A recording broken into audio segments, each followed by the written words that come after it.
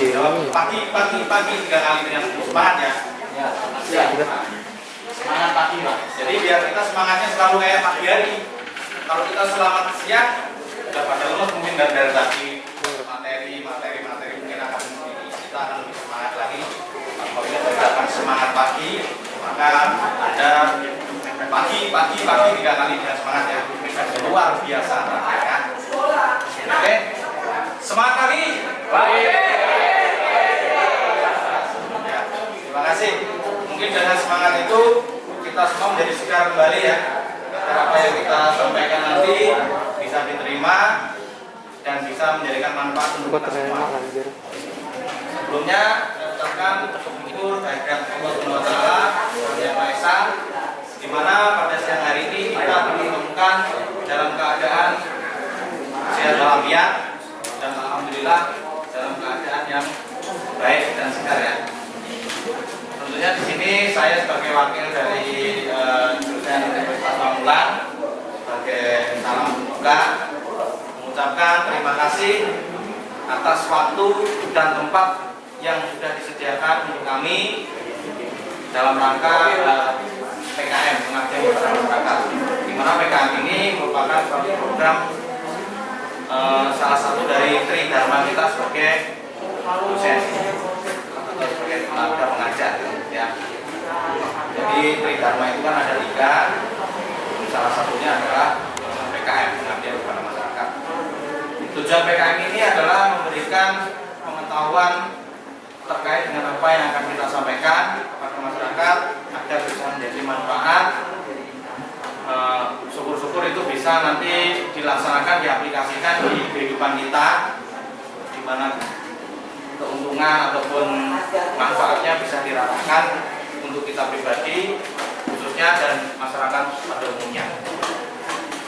Untuk lebih lanjut nanti akan disampaikan materi terkait dengan PKM ini dengan Bapak Liman.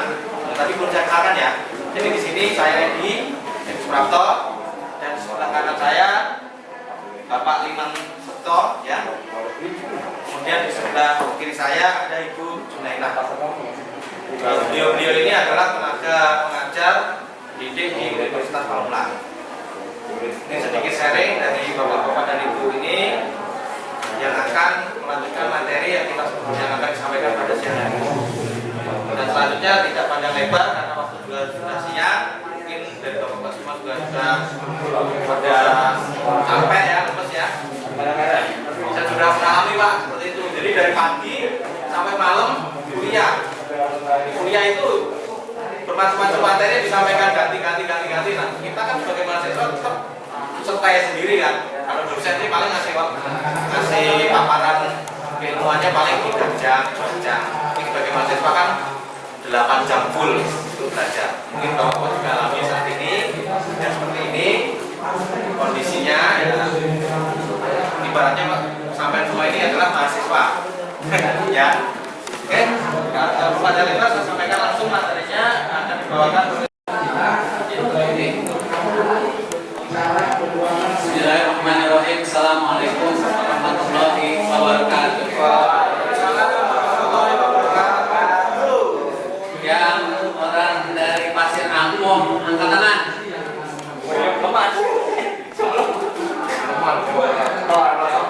Berapa ini? 4, 6, 9. Yang hadir di sini 9, tapi sebetulnya bapak-bapak, adik-adik atau anak-anakku ini di belakangnya itu ada berapa puluh, ada berapa ratus. Jadi dengan tatap muka ini hanya sekedar memperkenalkan diri, membawakan ide-ide gagasan, nanti dikembangkan lebih lanjut. Sekarang saya tanya dulu, duduknya udah nyaman belum ini? Di depan masih banyak yang kosong. Kamar udah enak ini. Udah nyaman, udah enak.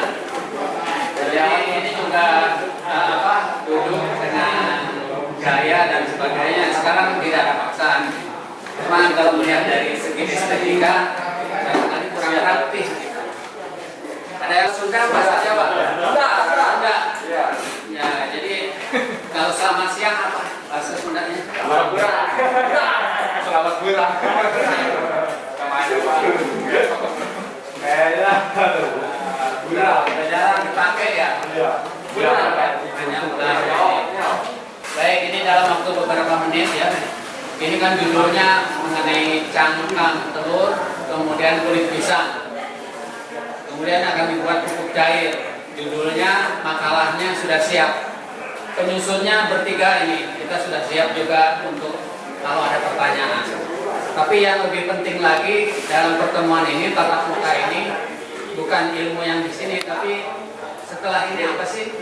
Hanya ketemu sejam 2 jam, nggak mungkin saudara jadi wira swasta atau apa. Tapi ide itu untuk diteliti, untuk dicoba, dikaji ulang. Sebelumnya seperti itu. Banyak lagi ide-ide ya dalam pertemuan ini sebetulnya. Kalau saudara lihat saya pakai batik ini bukan maksudnya untuk memamerkan batik, tapi ini proses sampai terjadinya batik ini. Katanya di sini ada pabrik batik, gimana? Seberang. Kira-kira seperti apa pembuatan batik? Kain putih. Terus? Sablon. Ada yang punya? Dicap, disablon, ya, begitu ya. Kalau yang disablon itu bukan batik, tapi motif batik sablon. Kalau yang dicap itu batik, tapi batiknya cap. Kalau asal usulnya kan pakai tangan cantik ya, itu seni. Kalau bikin gaun satu itu sampai berapa menit, berapa jam gitu. Nah kalau yang saya pakai ini namanya batik ekoprint. Caranya kain putih, kemudian dilapis dengan semacam cairan kimia, kemudian ditempeli dengan daun-daunan. Di sini banyak daunnya macam-macam tuh. Ada daun belimbing, daun mangga, daun apa. Sekarang saya tanya, ada berapa pohon di sini? Itu bisa untuk koleksi ya. Satu saat kita dari tenaga lainnya gitu ya, itu kan nggak bisa juga hanya diinikan, tapi ada kebutuhan dari sini untuk membuat batik ekoprint. Kain kubang, kalau yang sampahnya itu sampah sayuran, bekas buah-buahan yang busuk dan sebagainya itu masuk ke kubang ini. Nanti berapa bulan itu ditutup lagi, tidak lagi ke sebelahnya.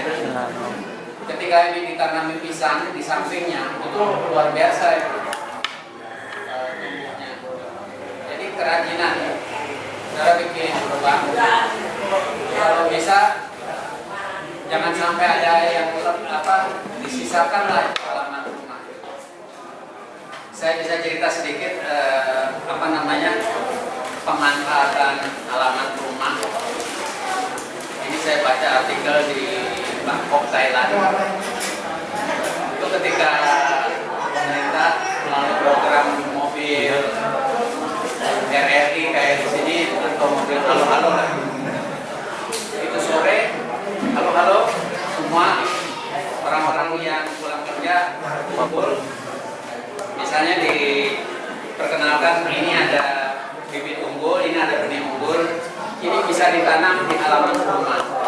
Kalau misalnya satu saat setelah 1 tahun, 2 tahun, 3 tahun itu berbuah, itu alternatif pertama, silahkan dimakan buahnya.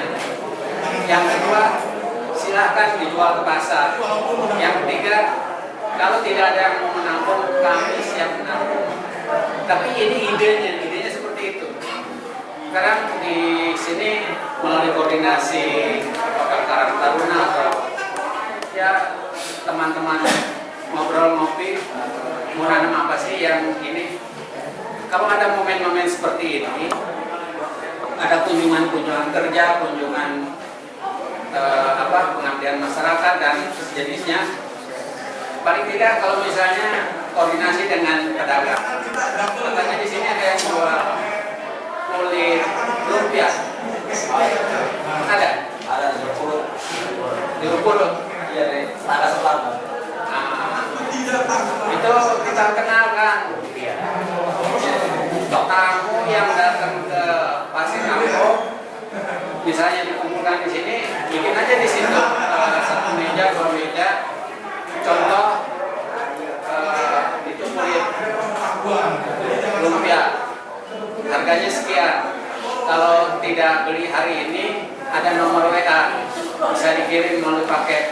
itu sudah sangat membantu, saudara, bukan untuk kepentingan pribadi, tapi ini untuk kehidupan yang berkelanjutan untuk satu desa ini.